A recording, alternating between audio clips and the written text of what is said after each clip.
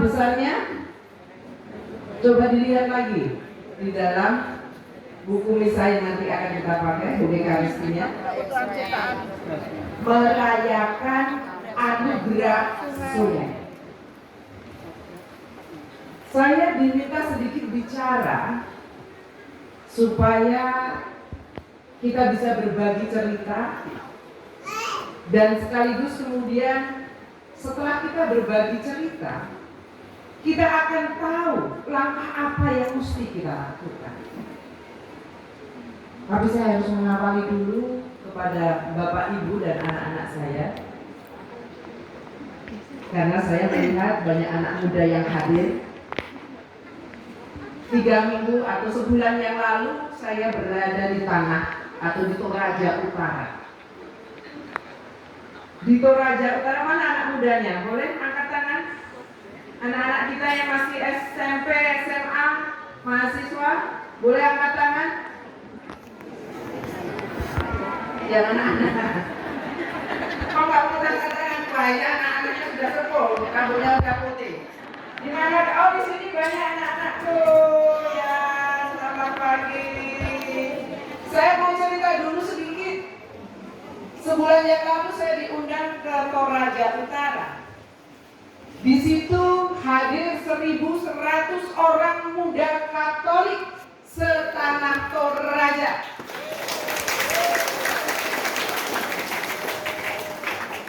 Tema besarnya adalah bangkit dan terlibatlah. Di dalam rangka mengajak anak-anak muda untuk ikut terlibat di dalam banyak peristiwa, dan terkhusus untuk tema yang kita kaitkan dengan tema kita hari ini, supaya anak muda nantinya juga bangkit dan kemudian terlibat di dalam kita ikut merawat sungai. 1.100 anak muda dengan gegap gempita. Semoga nanti Kebitopan Jogja Barat juga akan mampu melaksanakan, dan kira-kira anak-anak mudanya nanti juga semangat ya. Siapa tahu bisa kita kumpulkan 1.000 orang muda Katolik. Amin.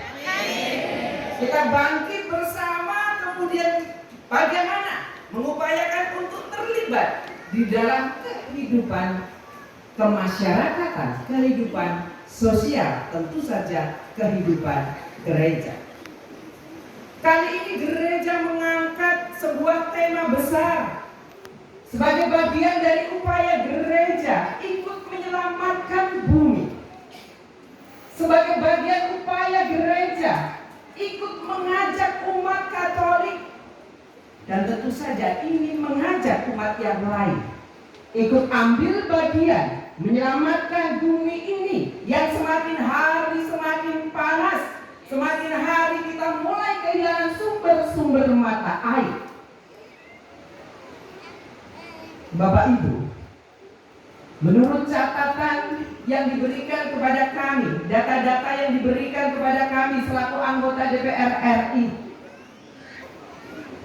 suhu di negara kita Republik Indonesia ini setiap tahun naik suhunya 0,03 derajat Celcius.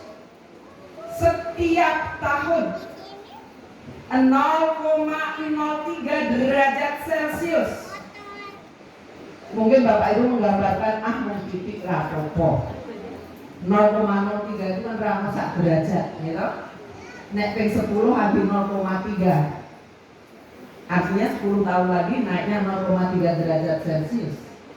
30 tahun lagi naik 1 derajat Celcius. Itu kalau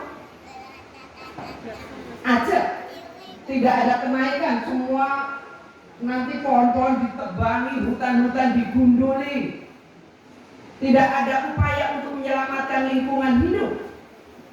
Maka saya meyakini kita semua akan menyesal. Mungkin saya yang sudah 54 tahun persis tahun ini, bulan ini, 30 tahun lagi sudah tidak ada. Ya kan? Tetapi bagaimana dengan anak cucu kita?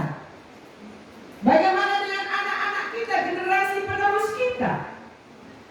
Yang di sini nanti sedang semangat-semangatnya. Ini kira-kira usia 10, 11 tahun, harus Pak Guru? Berapa? 8, baru 8 tahun. Kelas 3. SD mana ini? Kanisius Minggir ya? Oh, Depok. Jedes Depok, baik. 30 tahun lagi. Beliau baru kira-kira kalau punya putra ya mungkin 3 orang dengan usia anaknya sekitar 10 tahun, mungkin begitu. Kita bisa membayangkan badan kita itu kalau sudah naik 1 derajat Celcius di atas rata-rata sudah terasa gerahnya. Lalu Yesus sangat terasa. Kalau kemudian ini terus kita biarkan, maka kita akan meninggalkan alam yang tidak sehat bagi anak-anak kita. Bapak Ibu, kalau kemudian orang mengatakan, memang Bu Esti sudah apa sih yang dilakukan? Mau cerita tentang penyelamatan lingkungan hidup? Mau cerita merawat sungai? Saya akan bercerita sedikit, tetapi cerita ini hanya sepenggal atau sesuatu yang mungkin kontribusinya tidak terlalu besar. Tetapi mungkin kalau ini kita lakukan di semua tempat, maka hal itu akan membuat lebih baik kondisi alam kita ini. Pada dasarnya, semua warga negara berkewajiban menjaga bumi, menjaga tanah air. Kita tunjukkan warga gereja umat Katolik ini akan menjadi garda terdepan, dan itu sudah nampak. Novena tahun yang lalu, novena Laudato Si, yang kemudian dilanjutkan dengan pesan-pesan tentang lingkungan hidup secara terus-menerus dilakukan oleh gereja. Juga saat ini.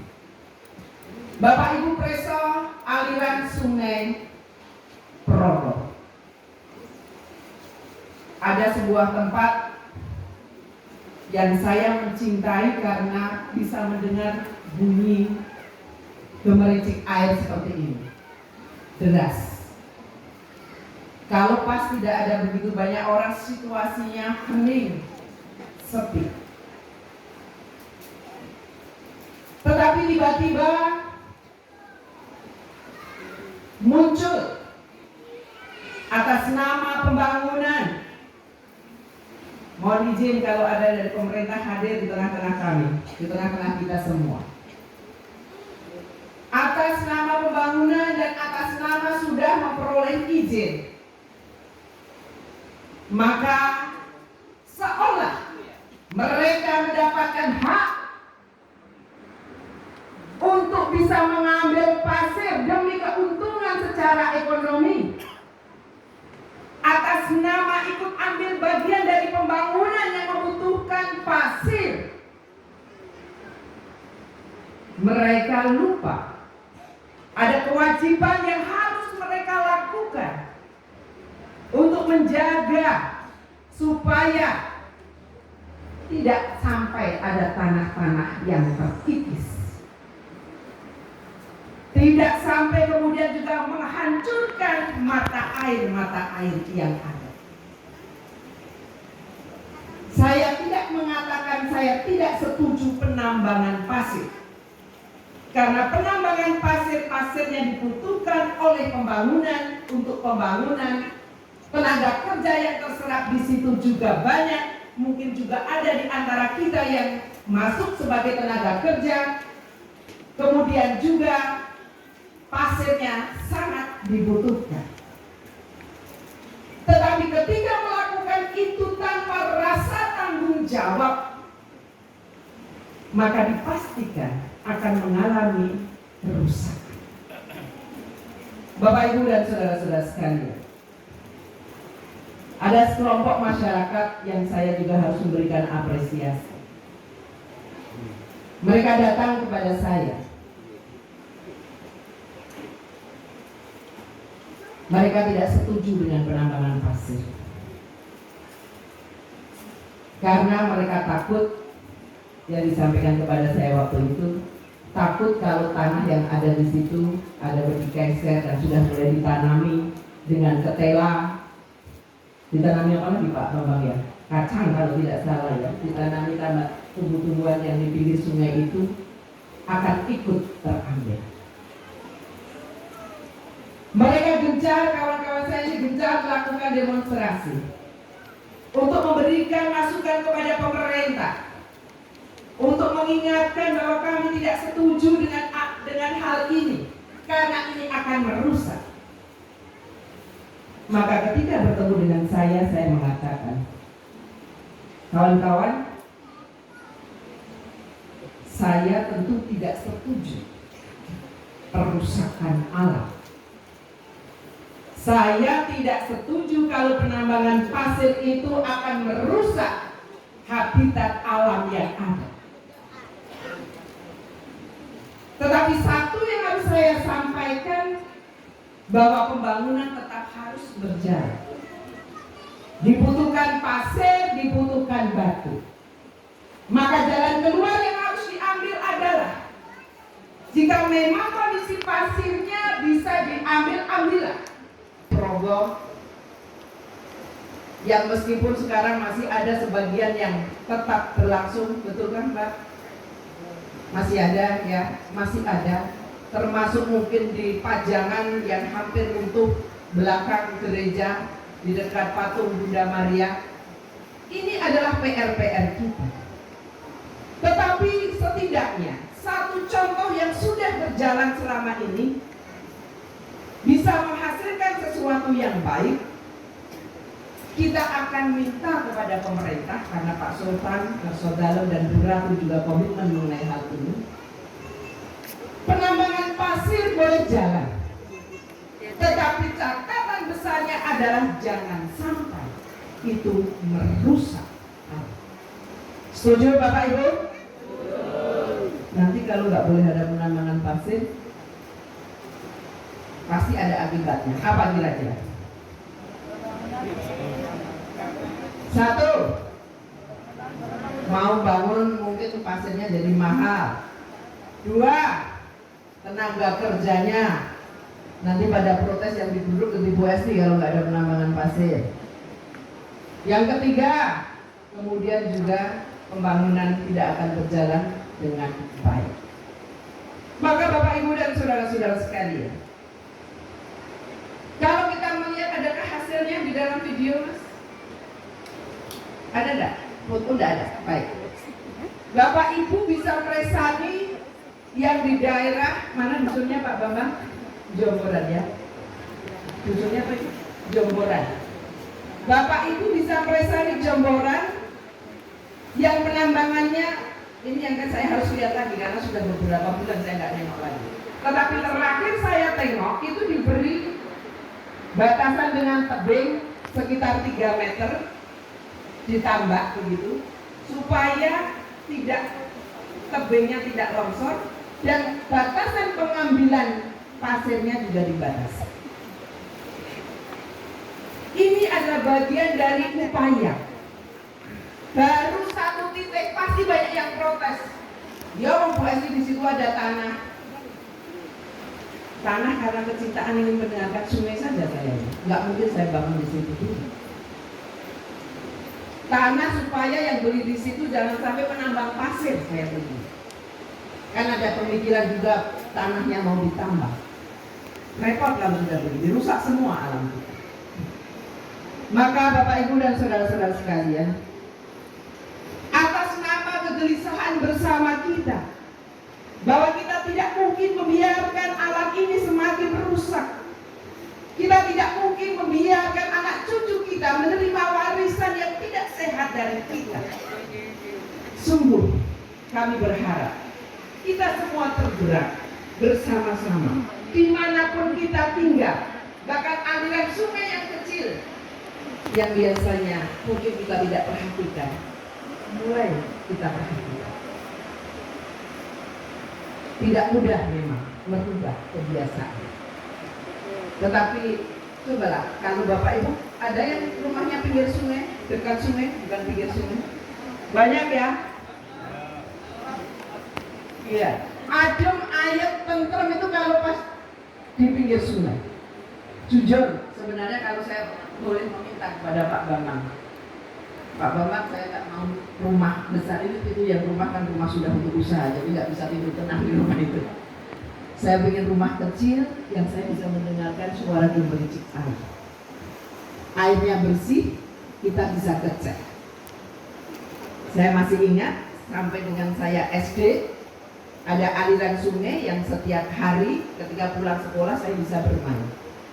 Tetapi sudah 10 tahun yang lalu saya tengok sungainya sudah mati. Ada nggak yang mengalami itu? Sungai di sekitarnya sudah mati, ada tidak yang mengalami? Banyak ya?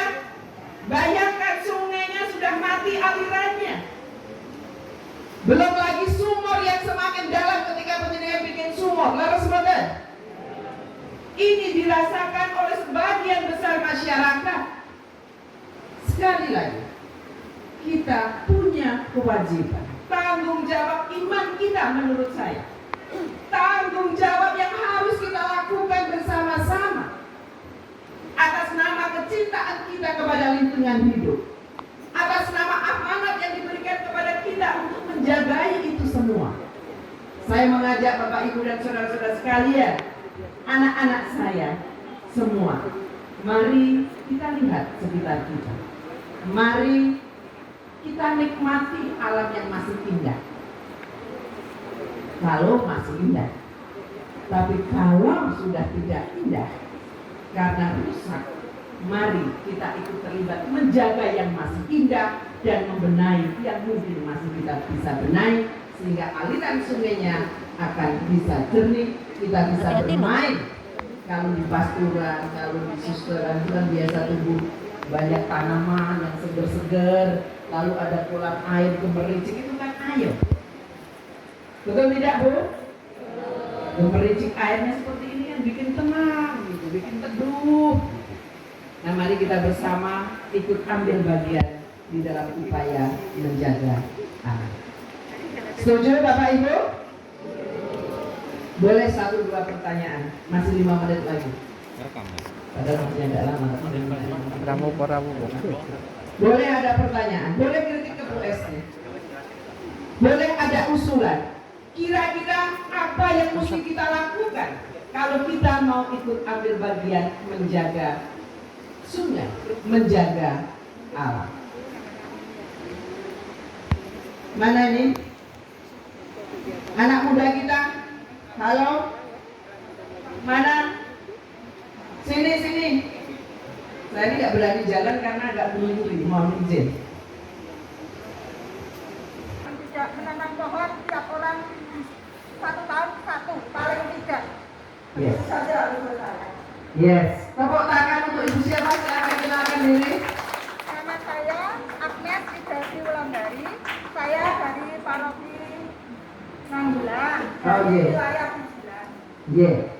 Ini Bu Agnes dari Paroki Nanggulan. Yeah. Terima kasih Bu Agnes. Ada usulan, setidaknya 1 orang menanam pohon 1 setiap tahun. Pohon ya, bukan bunga. Bunga cilik. Kalau mau bicara soal resapan air, nah nanti contoh pohonnya apa? Ini ahlinya yang bisa menyerap air itu ahlinya. Kira-kira setuju tidak ini? Bisa jadi gerakan gereja yang luar biasa, yang mungkin perlu kita syiarkan. Umat gereja 1 tahun 1 pohon ditanam. Baik, ada lagi 1 lagi mungkin? Silakan. Oh suster, ada 1, masih ada 2. Oh boleh, silakan 2. Oh suster dulu ya, Mbak. Ya. Kok nggak ada anak muda yang mau bicara? Tak panggil aja deh nanti salah satu yang ada di sini. Terima kasih Mbak Eci. Thank you sisters. Saya Sister Teresina dari Wilayah CB Masih Nugroho. Setidaknya setiap pribadi, terutama dalam pribadi dan luar, itu bertanggung jawab dengan sampahnya sendiri sehingga tidak dibuang di sungai. tidak membuang di sungai. Baik. Ini yang harus kita perhatikan dan saya meyakini tidak terlalu mudah. Jangan membuang sampah di sungai. Kita catat baik-baik, kalau perlu ditulis tebal di dinding rumah kita. Ini juga PR saya dan Pak Bambang ini. Dia akan buat ini nanti. Mangga.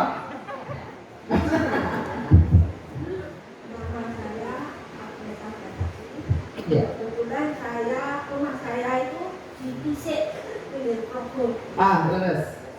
Dan kejadian kalau tidak kan 6 tahun yang lalu, Iya. ini melanda di tempat kami. Iya. Jadi pohon banyak yang tumbang. Iya, saya pernah ke sana. Saya memang mau mengajarkan bahwa penambangan pasir seyogianya itu jangan pakai bego. Iya. Sebabnya apa? Kalau yang manual itu tuh maksudnya masyarakat di sekitar itu Bisa terlibat. sekitar sungai itu bisa mendapatkan rezeki. Iya. Semua kehidupan bisa. Tapi kalau mau memakai bego itu yang kaya cuma satu yang punya bego dan itu betul-betul berusaha. Iya. Kisah itu berarti lor jembatan ya? Iya. Ya, yang lor jembatan toh? Iya. Itu berita memang waktu banjir rusak, tapi selisih cuma 2 tahun itu tuh pasir yang Tuhan semua habis dengan kecepatan tinggi pakai bego. Iya. Ya, kita mengajukan bahwa kalau pakai bego itu banyak sekali perekonomian dengan penambangan pasir banyak yang kehilangan. Terima kasih. Matur nuwun tepuk tangan untuk Berarti di semua cewek-cewek kan, ibu-ibu. Ada satu bapak yang muncul. Oh ya. Ini agak ini supaya tidak bias gender. Rupanya bapak-bapak ya sok Mary. Biasanya itu si Mary ya. Ini tumben nih bapak si Mary. Ya, terima kasih. Besti, nama saya Isnu, saya dari Wates Kulonprogo. Iya. Jadi kalau tadi ada usulan nanam, yuk kita mulai dari rumah kita masing-masing menanam. Iya, kita kan lingkungan bisa juga yang betul dan nyaman. Nah, labu saya nitip untuk Kulon Progo karena Kulon Progo ini kan pembangunannya luar biasa. 4-5 bulan yang lalu saya sudah ingatkan ke kami untuk bagaimana tata kelola lingkungan itu diperhatikan termasuk perizinannya. Belum sampai Lingkem, Kalirejo itu sudah banjir bandang. Lampang ya? Pelampang. Nah ini kalau regulasinya tidak ketat, Iya. terus pengawasannya legality, sanksinya juga nonton. Iya. Untuk apa kita mau bersikeras? Nah Iya. ini monggo Besti Iya. sebagai anggota dewan Iya. untuk menyuarakan supaya Kulon Progo dan kebijakan minimal Jogja Barat ini tidak rusak lingkungannya. Iya. Ada. Iya. Berkata. Matur nuwun berkata. Matur nuwun sangat. 2 terakhir adalah masukan tentang kebijakan pemerintah. Ayo sini. Ayo, apa kira-kira yang bisa dilakukan untuk menjaga alam supaya nggak banjir, supaya mata airnya ada? Apa coba? Dua sih orang aku sih kasih hadiah ini. Hadiah itu bareng. Ada yang berani? Ada yang berani? Ada. Boleh. Iya. Sini. Sini boleh? Sini kenalan namanya siapa? Sini. Ini boleh. Siapa? Verenia Putri Hartati putrane sinten? Bapak. Putrane sinten? Oh enggak jauh-jauh yuk. Namanya siapa? Bapaknya namanya siapa?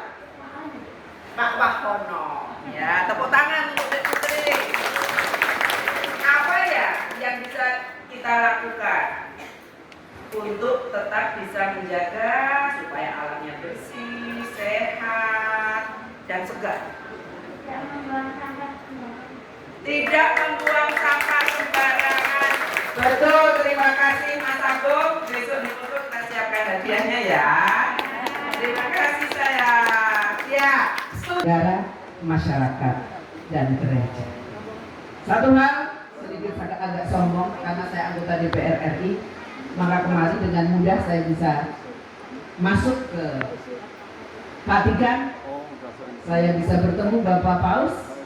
Nah, itu salah satu hal yang mungkin bisa menjadi pendorong semangat, bisa minta berkat dari Bapak Paus, bisa melihat dari dekat rumah Bapak Paus, dan masih diberi kesempatan besok dalam jangka waktu tidak lama lagi bertemu secara langsung, tidak hanya berjarak 15 meter tapi bisa bertemu langsung. Dalam tahun ini semoga bisa terlaksana. Amin. Dan tentu itu menjadi semangat bagi saya untuk bisa terus melayani, tentu juga upaya untuk bermanfaat bagi masyarakat bangsa dan negara, dan harus menjadi wajah gereja yang ngayomi untuk semua. Demikian, matur nuwun, mohon maaf kalau ada kekurangan. Terima kasih, selamat siang, berkah dalam.